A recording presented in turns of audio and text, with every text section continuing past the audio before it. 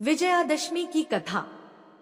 जय श्री राम। आप सभी को विजयदशमी की ढेर सारी शुभकामनाएं। बुराई पर अच्छाई की जीत और असत्य पर सत्य की जीत का उत्सव होता है विजयादशमी का उत्सव। और इस दिन मां कात्यायनी दुर्गा ने देवताओं के अनुरोध पर महिषासुर नाम के दैत्य का वध किया था। तब से इस दिन विजय उत्सव मनाया जाने लगा। इस कारण इसे विजयादशमी भी कहते है। विजया माता का ही एक नाम है और यह पर्व प्रभु श्री राम के काल में भी मनाया जाता था और भगवान श्री कृष्ण के काल में भी माता द्वारा महिषासुर का वध करने के बाद से ही असत्य पर सत्य की जीत का विजयादशमी का त्योहार मनाया जाने लगा। श्री वाल्मीकि रामायण के अनुसार भगवान श्री राम ने ऋषिमुख पर्वत पर आश्विन प्रतिपदा से नवमी तक आदि शक्ति की उपासना की थी। इसके बाद भगवान श्री राम इसी दिन किष्किंधा से लंका के लिए रवाना हुए थे।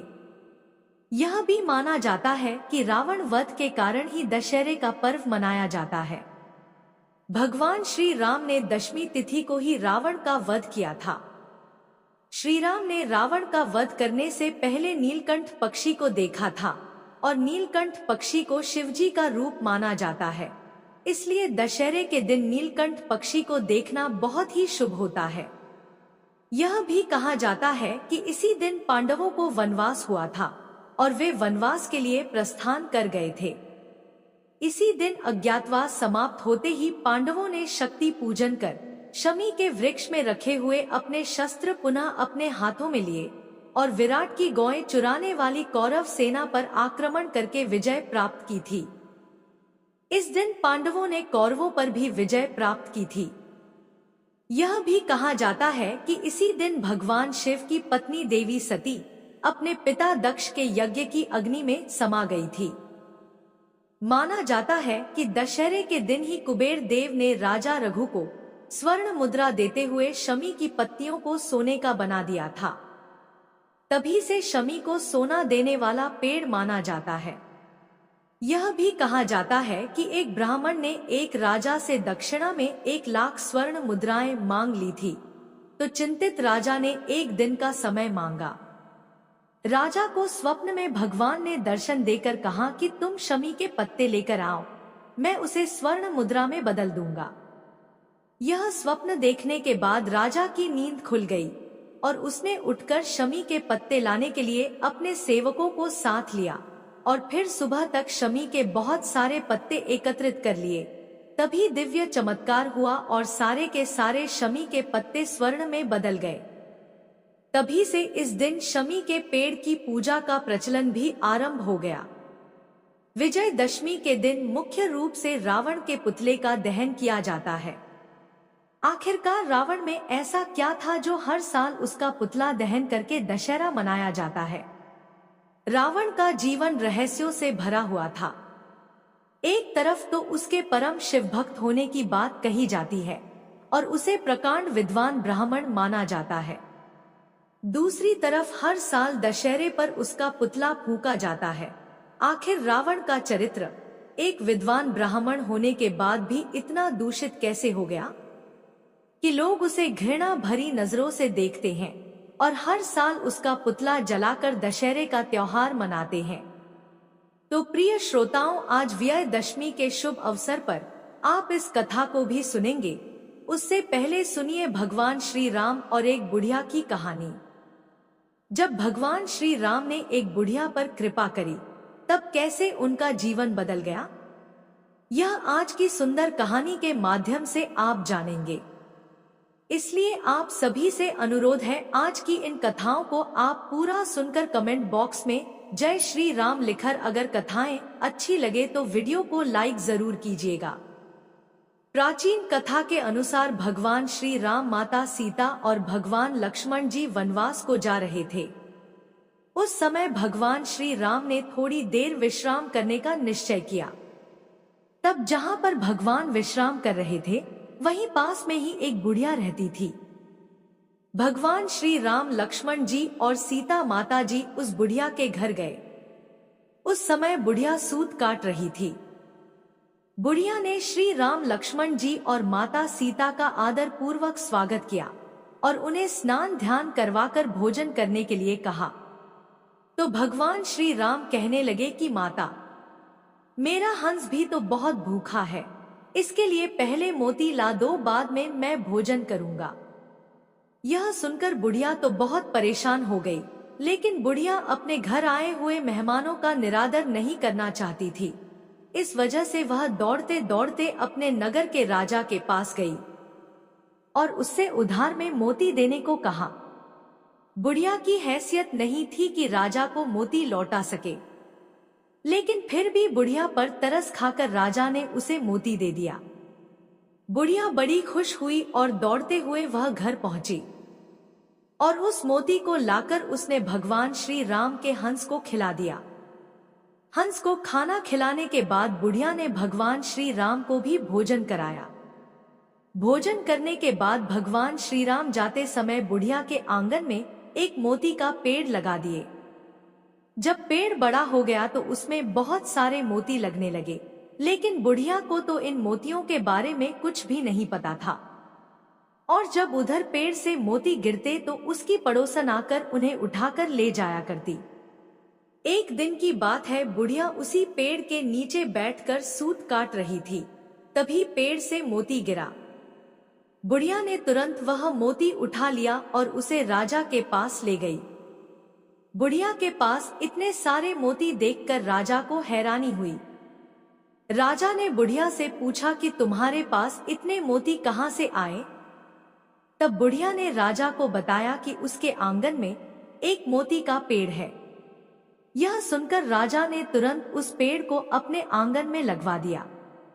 लेकिन भगवान श्री राम की कृपा से राजा के आंगन में लगे हुए मोती के पेड़ में मोती के बजाय अब कांटे लगने लगे और एक दिन उसी पेड़ का एक कांटा रानी के पैर में चुभ गया। रानी के पैर में कांटा चुभने के बाद उन्हें बहुत पीड़ा हुई। वह चिल्लाते चिल्लाते राजा के पास गई। यह देखकर राजा ने उस पेड़ को फिर से बुढ़िया के आंगन में लगवा दिया। भगवान श्री राम की कृपा से पेड़ में फिर से मोती लगने लगे। अब जब जब पेड़ से मोती गिरते तो बुढ़िया उन्हें उठाकर प्रभु के प्रसाद के रूप में सभी को बांट दिया करती थी। तो प्रिय श्रोताओं, इस तरह से भगवान श्री राम ने उस बुढ़िया पर कृपा की। इस कहानी को कहने, सुनते और हुंकारा भरने वाले सभी भक्तों पर हे प्रभु आप वैसे ही कृपा करना जैसे आपने उस बुढ़िया माई पर करी। प्रेम से बोलिए मर्यादा पुरुषोत्तम भगवान श्री राम की जय। श्री वाल्मीकि रामायण में बताया गया है कि रावण पुलत्स मुनि के पुत्र महर्षि विश्रवा और राक्षसी कैकसी का पुत्र था। रावण के जन्म की कहानी आरंभ होती है समुद्र मंथन से। समुद्र मंथन से निकले अमृत को पीकर जब देवता गण राक्षस से अधिक शक्तिशाली हो गए और हर युद्ध में उन्हें पराजित करने लगे, तो राक्षसों को चिंता होने लगी कि इस तरह तो उनके समूचे कुल का नाश हो जाएगा और राक्षसों के साम्राज्य का अंत हो जाएगा। तब सर्वसम्मति से राक्षसों के बीच में इस बात पर सहमति बनी कि राक्षसों की पुत्री ऐसे शक्तिशाली पुरुष को जन्म दे जो ब्राह्मण भी हो और राक्षसों के कहने पर देवताओं के साथ युद्ध करके उन्हें हरा भी सके। मन में यही विचार लिए राक्षस राज सुमाली अपनी पुत्री कैकसी के पास पहुंचा और उससे कहा, पुत्री अब तुम विवाह योग्य हो चुकी हो और मेरे भय के कारण कोई सुयोग्य तुम्हारा हाथ मांगने मेरे पास नहीं आता। इसलिए मैं चाहता हूँ कि तुम राक्षस वंश के कल्याण के लिए महापराक्रमी ऋषि विश्रवा से विवाह करो तथा एक तेजस्वी और पराक्रमी बालक को जन्म दो। फिर क्या था, कैकसी ने अपने कर्तव्य का पालन किया। अपने पिता से आज्ञा लेकर वह ऋषि विश्रवा से मिलने के लिए पाताल लोक से पृथ्वी लोक को निकल पड़ी। पृथ्वी लोक तक पहुंचते पहुंचते कैकसी को काफी समय लग गया और इसी कारण वह शाम को जब दोनों वक्त मिले ऋषि विश्रवा के आश्रम पर पहुंची। यहाँ आकर कैकसी ने ऋषि विश्रवा को चरण स्पर्श किया और फिर अपने मन की इच्छा उन्हें बताई। कैकसी की बातों को सुनकर ऋषि विश्रवा उससे विवाह करने को तैयार हो गए, लेकिन साथ ही उन्होंने कैकसी से यह बात भी कही कि तुम कुबेला में मेरे पास आई हो, इसलिए मेरे पुत्र क्रूर और बुरे कर्म करने वाले होंगे और उनकी शक्ल भी राक्षसों जैसी होगी, लेकिन मेरा तीसरा पुत्र मेरी तरह धर्मात्मा होगा। और फिर इस तरह ऋषि विश्रवा और कैकसी ने रावण, कुंभकर्ण तथा पुत्री शूरपणखा को जन्म दिया। सबसे आखिर में और तीसरे पुत्र के रूप में धर्मात्मा विभीषण का जन्म हुआ। लंका का राजा रावण अत्यंत शक्तिशाली और विद्वान था। उसे शिवभक्त, वेदों का ज्ञाता और महान योद्धा भी माना जाता था, लेकिन वह अत्यधिक अहंकारी और दुराचारी हो गया था। उसकी बहन शूरपणखा का अपमान श्री राम और लक्ष्मण जी ने किया था, जिसके बाद बदला लेने के उद्देश्य से रावण ने छल पूर्वक भगवान श्री राम की पत्नी सीता जी का अपहरण कर लिया और उन्हें वह लंका में ले आया। सीता जी को रावण ने अपने महल के बगीचे अर्थात अशोक वाटिका में रखा, जहां वह उन्हें बार बार अपनी पत्नी बनने के लिए कहता था, लेकिन सीता जी ने इस प्रस्ताव को ठुकरा दिया और केवल श्री राम की प्रतीक्षा की। उधर जब श्री राम जी को सीता जी के अपहरण का पता चला तो वह उन्हें ढूंढने के लिए निकल पड़े। रास्ते में उन्हें हनुमान जी और सुग्रीव जी जैसे मित्र मिले, जिनकी सहायता से श्री राम ने वानर सेना का निर्माण किया। हनुमान जी ने लंका जाकर सीता जी का पता लगाया और फिर श्री राम और उनकी वानर सेना समुद्र पार करके लंका की ओर बड़ी। समुद्र पर राम सेतु का निर्माण कर श्री राम, लक्ष्मण और वानर सेना लंका पहुंची, जहां रावण से युद्ध आरंभ हुआ। लंका पहुंचने के बाद भगवान राम और रावण की सेना के बीच भयंकर युद्ध शुरू हो गया। इस युद्ध में रावण की ओर से उसके शक्तिशाली भाई कुंभकर्ण, पुत्र मेघनाद और लंका के अन्य योद्धा लड़े, जबकि श्री राम की ओर से हनुमान, लक्ष्मण, सुग्रीव, अंगद और वानर सेना थी। युद्ध में श्री राम के भाई लक्ष्मण जी गंभीर रूप से घायल हो गए थे, लेकिन हनुमान जी संजीवनी बूटी लेकर उन्हें बचा लाए। कुंभकर्ण, जो एक अत्यंत शक्तिशाली राक्षस था, उसे रावण ने जगाकर युद्ध में भेजा। वह अपनी विशालकाय काया से युद्ध के मैदान में आतंक मचाने लगा, लेकिन आखिरकार वह भी श्री राम के हाथों मारा गया। इसके बाद रावण का पुत्र मेघनाद, जो अत्यधिक मायावी था और देवताओं को भी हराने का सामर्थ्य रखता था, वह युद्ध में उतरा। मेघनाद ने अपनी मायावी शक्तियों से लक्ष्मण को गंभीर रूप से घायल कर दिया, लेकिन लक्ष्मण अंततः उसकी छलपूर्ण चालों को विफल कर उसे मार गिराते हैं। जब रावण के सभी योद्धा मारे गए तब वह स्वयं युद्ध के लिए मैदान में उतरा। रावण के पास अद्वितीय शक्तियां थी। उसके 10 सिर और 20 भुजाएं उसे अजेय बनाते थे। श्री राम और रावण के बीच भयंकर युद्ध आरंभ हुआ। रावण बार बार अपनी शक्तियों का प्रयोग करता, लेकिन भगवान राम उसके हर प्रहार को विफल कर देते। रावण के पास अमृतत्व का वरदान था, जिसके कारण उसे मार पाना आसान नहीं था। तब रावण का छोटा भाई विभीषण, जो धर्म के मार्ग पर चलते थे, उन्होंने प्रभु श्री राम की सहायता की। विभीषण ने श्री राम को बताया कि रावण को केवल उसकी नाभि में स्थित अमृत कुंड को नष्ट करके ही मारा जा सकता है। यह सुनकर भगवान श्री राम ने अपनी अमोघ शक्ति ब्रह्मास्त्र का प्रयोग किया और रावण की नाभि पर प्रहार किया, जिससे उसका अमृत कुंड नष्ट हो गया और इस प्रकार रावण मृत्यु को प्राप्त हुआ। रावण के मरते ही युद्ध समाप्त हो गया और लंका पर श्री राम की विजय हुई। तब राम ने रावण का विधिवत अंतिम संस्कार करवाया, जिससे यह संदेश दिया कि बुराई पर जीत के बाद भी पराजित का सम्मान करना चाहिए। इसके बाद श्री राम ने सीता जी को बंधन मुक्त कराया और फिर विभीषण को लंका का राजा बनाया। रावण का अंत बुराई, अधर्म, अहंकार और अत्याचार के नाश का प्रतीक बन गया। और रावण का दहन हमें यह सिखाता है कि चाहे व्यक्ति कितना भी शक्तिशाली, ज्ञानी या विद्वान हो, अगर वह अपने अहंकार और अधर्म के कारण गलत मार्ग पर चलता है तो अंततः उसका पतन निश्चित है। श्री राम ने रावण का वध करके यह संदेश दिया कि सत्य और धर्म की हमेशा जीत होती है। यह कहानी हमें जीवन में नैतिकता, धर्म और कर्तव्य पालन की शिक्षा देती है। रावण का वध बुराई पर अच्छाई की विजय का प्रतीक बन गया और इसी कारण से हर वर्ष दशहरे के दिन रावण के पुतले का दहन कर इस दिन को विजयादशमी के रूप में मनाया जाने लगा। यह थी रावण वध की कथा।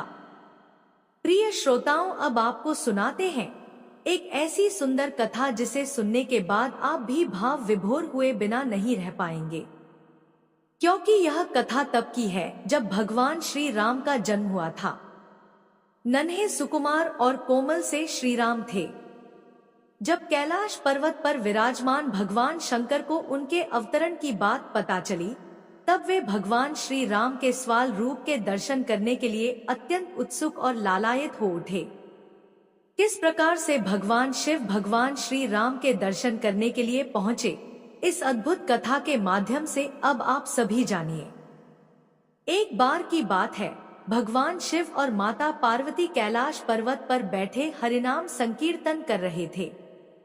उसी समय भगवान शिव ने माता पार्वती से कहा, देवी, आज मैं आपको अपनी चोरी के बारे में बताना चाहता हूँ। यह सुनकर पार्वती जी को बड़ा अजीब लगा और फिर वह बोल पड़ी, आपने चोरी की, परंतु प्रभु, आपको चोरी करने की क्या आवश्यकता पड़ गई? आपको तो जो कुछ चाहिए आप अपने आप ही ले सकते हैं। यह सुनकर भगवान शिव मुस्कुराए और बोले, हाँ, मैंने चोरी की, लेकिन यह बात आज तक किसी को नहीं पता कि जब भगवान राम बाल रूप में अयोध्या जी में प्रकट हुए थे, तब हम और काकभुशुंडी जी मनुष्य का शरीर बनाकर उनके दर्शन करने के लिए गए थे। भगवान शिव ने मदारी का वेश बनाया और काकभुशुंडी जी जंबूरा बन गए। दोनों अपना खेल दिखाते हुए राजा दशरथ जी के महल में पहुंचे। उस समय राम लला पालने में बड़े आनंद के साथ सो रहे थे। शिवजी के डमरू की आवाज सुनकर उनकी निद्रा टूटी और वह शिव जी की समस्त लीलाओं को समझ गए। तब भगवान राम ने भगवान शिव से विनोद करने के लिए डमरू का शोर सुनकर जोर जोर से रोना शुरू कर दिया। इसे देखकर कौशल्या जी ने सिपाहियों से कहकर मदारी जंबूरे के रूप में आए शिवजी और काकभुशुंडी जी को महल से दूर भगा दिया। रात का समय हो गया था। वे दोनों अब तक राम लला के दर्शन करने के लिए प्रतीक्षा कर रहे थे।